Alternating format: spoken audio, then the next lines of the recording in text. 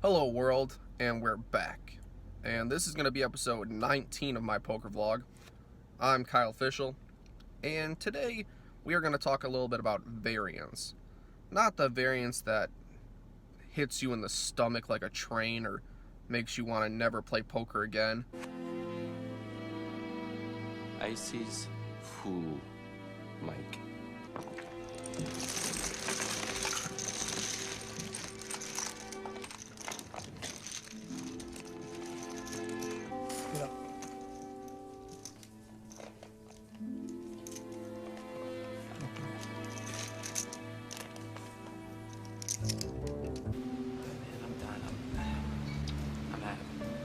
But the variance that raises you from a dark hole. What does that mean?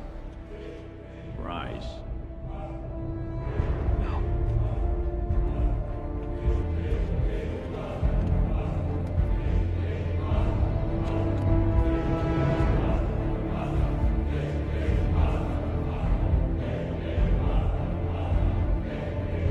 Very slim odds and somehow goes in your favor.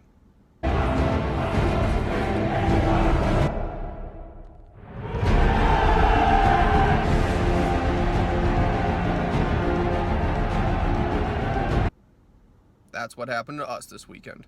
So for our session on June 14th, Friday night, we had a pretty strong session again. Very good, very profitable.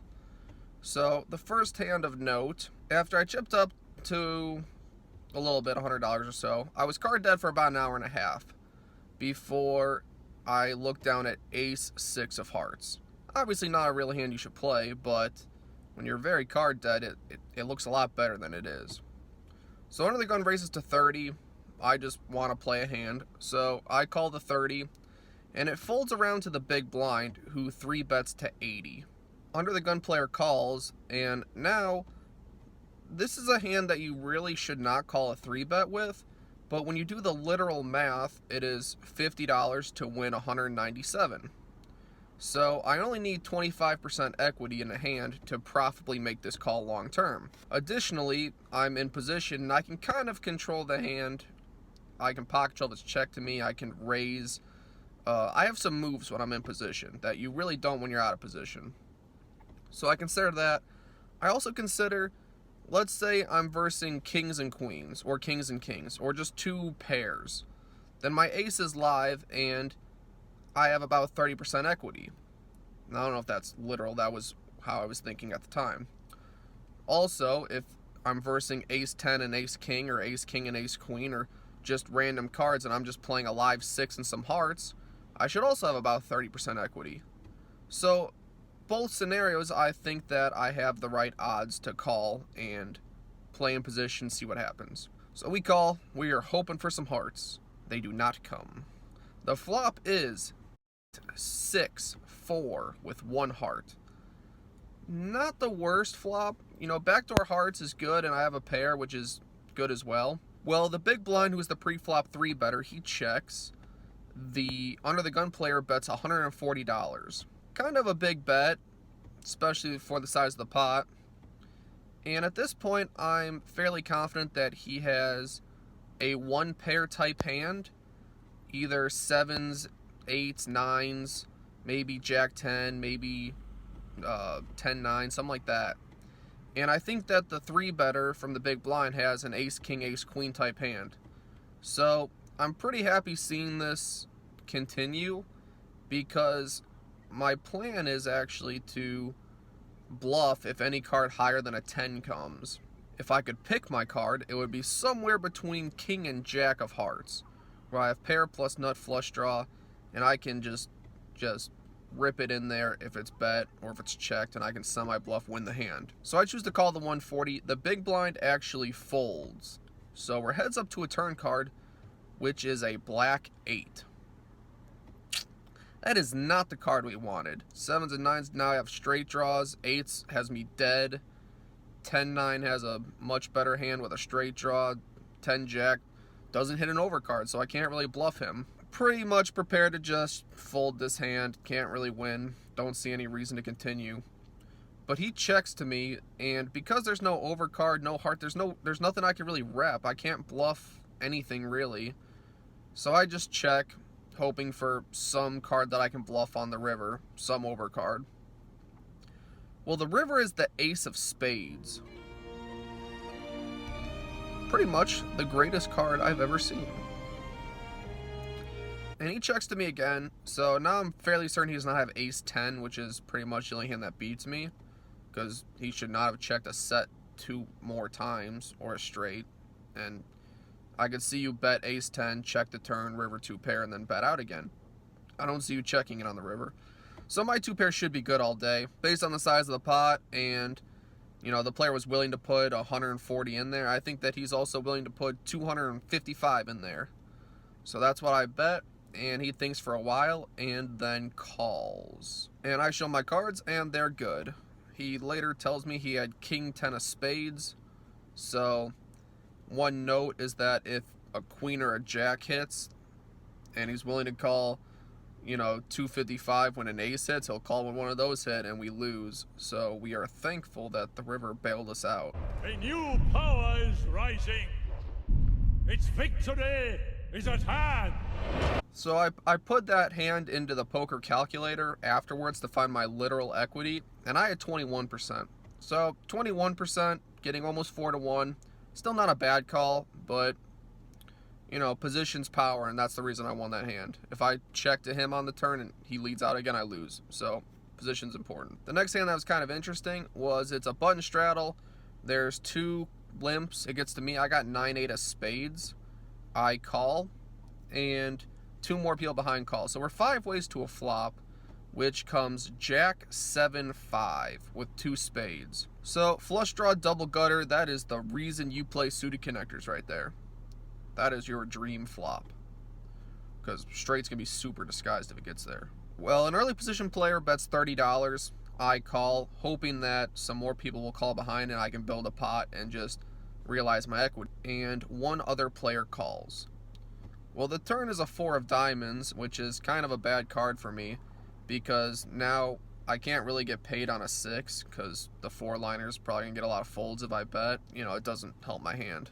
So when the early position player bets 50, it's very small, especially in relation to the size of the pot. I'm just betting on my equity, and I have great odds to continue, and when I hit, I should have implied odds. Implied odds matter because when you're doing a draw and your draw gets there, but then everyone folds to your river bet, then you're not really getting your full value on the draw.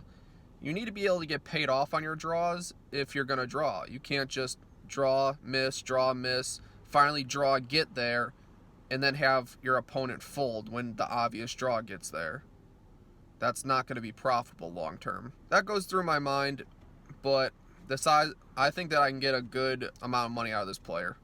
And I think that the person behind me might call as well. He does not, he folds.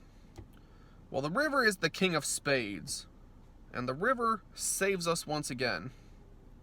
When he checks to me, I kind of want to bet huge, overbet, pot size bet it to really make it look like a bluff and hopefully get called by a weak hand, because I don't see a weak hand calling a standard $100, $120 bet.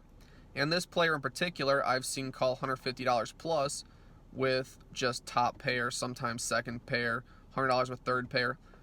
He's a pretty much a calling station. So I flick 2 black chips in there, hoping to get a crying call from a jack, maybe 2 pair.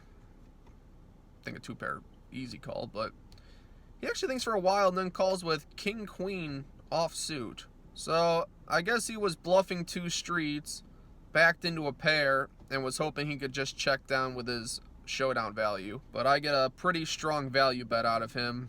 You raise me up so I can stand on mountains.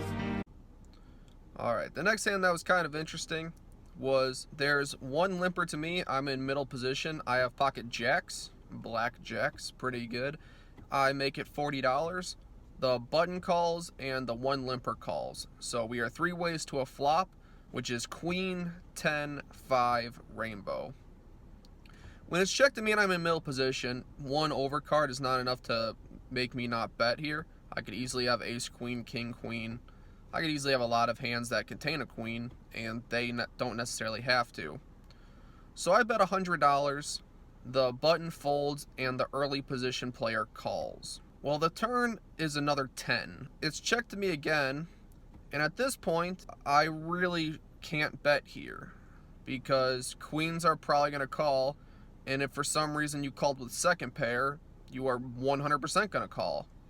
And arguably I could get king jack to fold jack 9, but I'm beating them, so it doesn't really matter that much. And because I block a lot of the jacks, I mean, the only hand that I really beat is ace king. So it checks to me, I just check, and the river saves me again. It is the jack of hearts. Wow, I just rivered a full house. That's even better when the early position player bets $100 into me.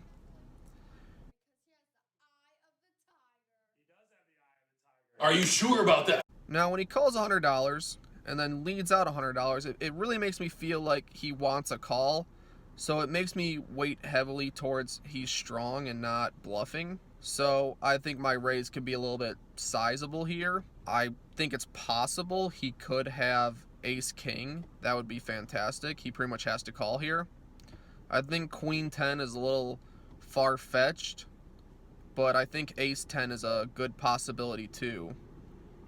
Either way, he can't have pocket queens. No way. So I raise it up to 350, and he thinks about it for a while and then pays us off again. He does not show what he has, but we are happy to be the river rat of the day. You raise me up to walk on stormy seas. Alright, for the last interesting hand, a early position player raises to 15. There's two callers. I'm in the cutoff with ace jack offsuit, ace of hearts, jack of diamonds.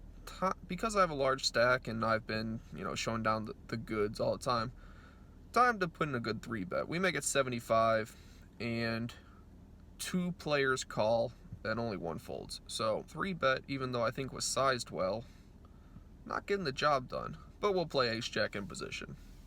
So the flop comes queen jack 7. Queen and 7 are of diamonds. The first early position player takes about 30 seconds to check. The next player takes relatively long to check as well. And when it comes to me, I'm not really value betting here. I'm betting as a bluff. I'm really looking for folds. I want a queen to fold, like a weak queen. That's the goal of this bet. So I bet $140. The first player takes like a minute to call, and then the second player also takes 45 seconds to call. Really long times. At this point, the pot's not that big, and the decision, I don't think, should take that long. So it's kind of strange. It kind of draws some red flags. And it's at the point where I'm pretty much going to give up. But the turn is the 5 of clubs. And when that is the turn, it's just such a brick that I think it warrants continuing again. So when the early position player takes another minute to check, and the next player takes another minute to check, I think I have to continue with a double barrel bluff here. I might be bluffing with the best hand, but this bet is really just targeting ace queen. I'm literally just trying to get ace queen to fold, because that's a hand that would raise small from out of position, call a 3-bet, kind of be happy with the flop and not know where they're at. But I think a second barrel would get ace queen to fold. Should get king queen to fold. I think queen 10 has to fold too. I'm trying to get a queen to fold here.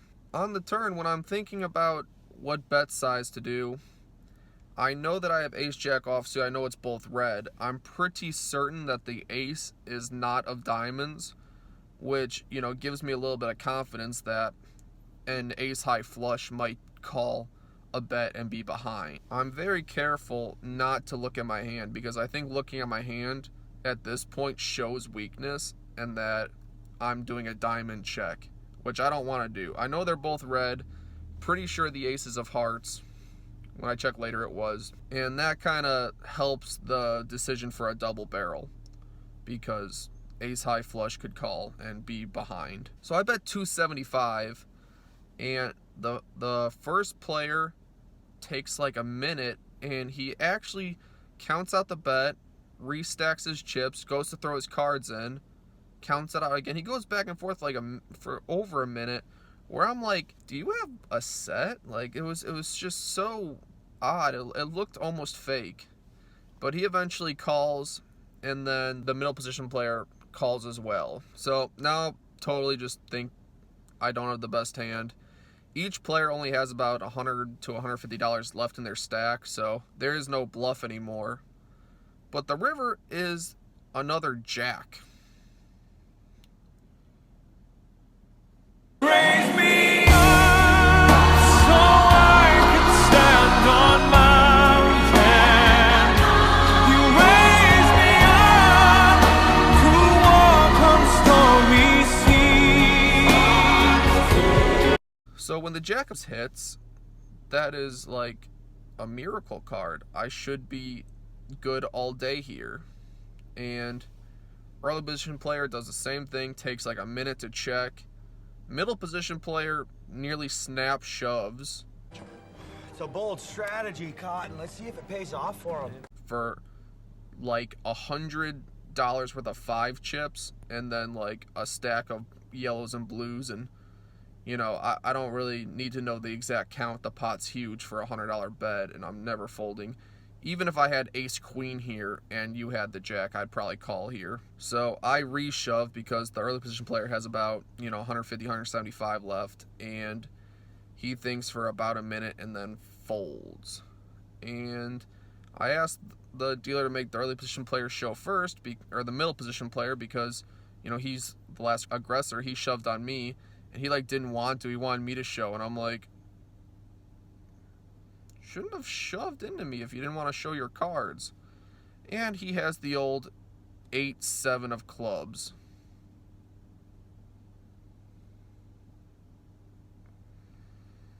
Called 140 with 8-7 of clubs. The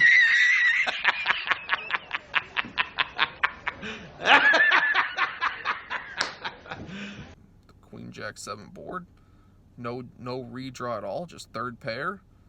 Then called 275 with just third pair. I guess when the jack pairs turn your hand into a bluff would be good if you had 700-800 there, and you could arguably get a queen to fold. But not only was your stack not good enough to get a queen to fold, I had the goods, so that's unlucky. The early position player later tells me that he had 9-8 of diamonds, which I guess makes sense.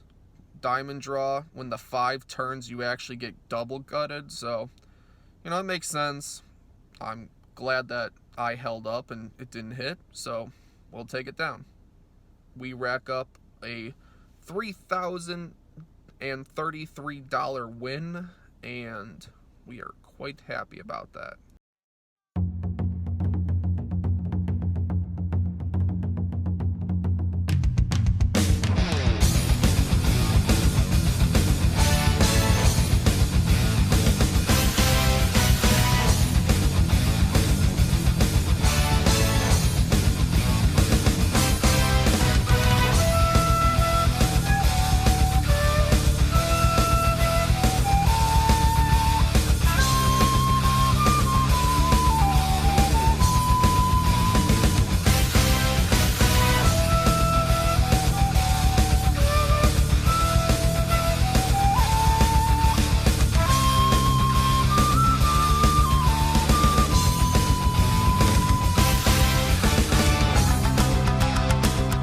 Please comment any way you think I played a hand, what I could have done better.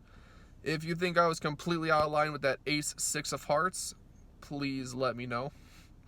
Maybe I was, but worked out. Subscribe, because more is coming. We're gonna ride this heater as far as we can. Thanks.